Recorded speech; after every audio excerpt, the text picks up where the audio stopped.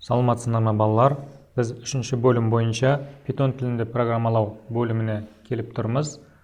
Python тілінде біраз мәлімет алатын боласыңдар. Бүгінгі сабақтың тақырыбы IDE мен танысу.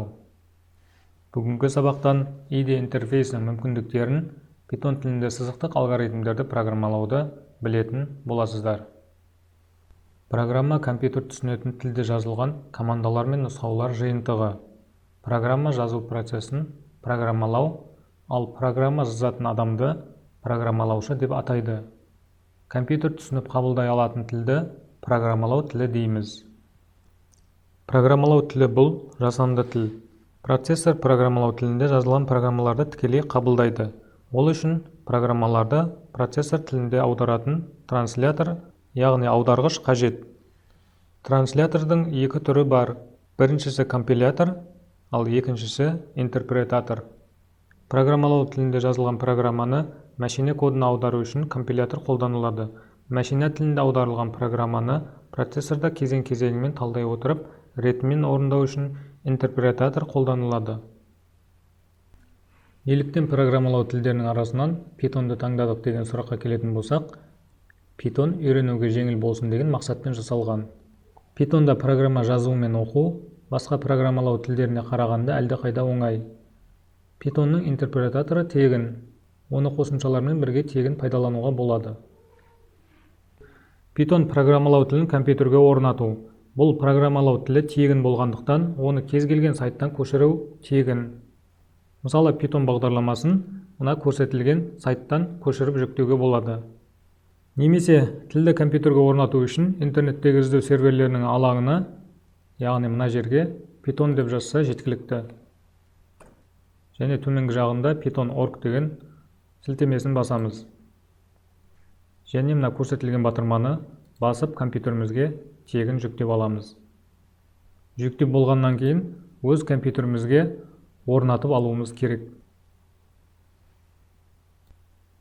Программалау тілі компьютерге орнатылған соң, оны іске қосуға болады. Программаны іске қосу үшін пуск, cProgrami және Python командалар тізбегін орындаймыз.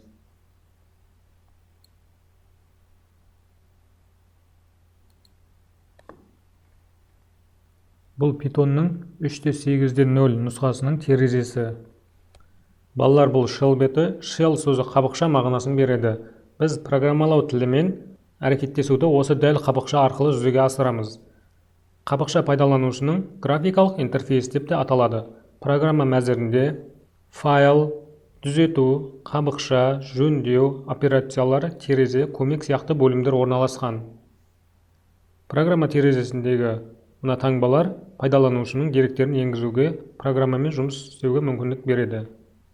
Олай болса, Python терезесін пайдаланып, ең алғашқы программамызды осы жерге жазып көреміз. Бұл программалау тілі қазақ әріптерін оқымайтындықтан латын әріптерін пайдаланамыз.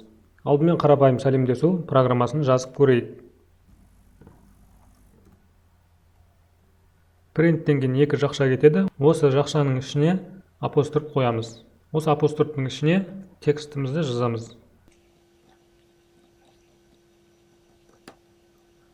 Мінекей, енді программаның нәтижесін көру үшін Enter батырмасын басамыз. Мінекей, сәлем Қазақстан деген сөз экранда пайда болды. Енді балалар қарапайым қосуды орындау программасын жазып көрейік. Ол үшін ең әуелі print функциясын жазамыз. Ол жазып отқан сөздерімізді экранға шығарады. Мысалға 100 қосу 150 болсын. Enter батырмасын басамыз. Міне нәтиже 250. Келесі өз атымызды экранға бірнеше рет шығарып көрейік. Ол үшін print өз атымызды жазамыз. Және оны 5-ке көбейтіп көреміз. Enter батырмасын басамыз. Мінекей, өз атымызды бірнеше рет экранға шығардық. Балалар, ары қарай жалғастырамыз. 76-ші беттегі 3-ші тапсырманы қарастырып көрейік. Python программасының көмегімен төмендегі фигураларды экранға шығар. Тапсырманы орындау үшін қайта Python бағдарламасына ораламыз. Енді бұл жерде жұлдызшаларды шығару үшін файл, new батырмасын басамыз, яғни жаңа бет. Міне біздің жаңа бетіміз ашылды. Осы жерге шағын бағдарламамызды жазамыз. Бұл жерде print функциясын қолданып, бірнеше жұлдызшаларды шығаруымыз керек. Ең алдымен экранға шығару үшін print. Одан кейін екі жақша, оның ішіне апостроф, апострофтың ішіне 4 жұлдызша қойып көрейік.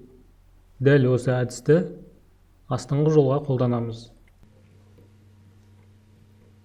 Бұл жерде жұлдызшаларды көптеу қоямыз. Тағы астына қайталаймыз. Осылай жұлдызшаларды ұзарта береміз. Енді экранға шығарып көрейік. Экранға шығару үшін Run батырмасын басамыз. Одан кейін мына көрсетілген бірінші батырманы басамыз. Бұл жерде сақтап алуымыз керек. Өзіміз таңдаған атау береміз. Және сақтау батырмасын басамыз. Міне экранға баспалдақ тәрізді жұлдызшалар пайда болды. Енді ары қарай екінші тапсырманы орындап көрейік.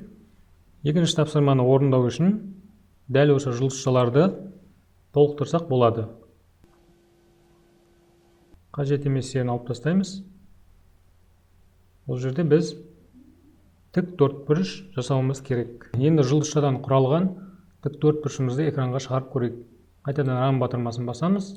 Көрсетілген батырманы басып, OK батырмасын басамыз. Мінекей астыңғы жағынан тік төртбұрышқа ұқсас фигура пайда болды. Балалар, бүгінгі сабақтан біраз мәлімет алдыңдар деп ойлаймын. Бүгінгі білімдеріңді пайдалана отырып, үшінші тапсырманың ішіндегі жұлдызшамен берілген ыдыстың суретін Python бағдарламасында өздерің жасап көріңдер.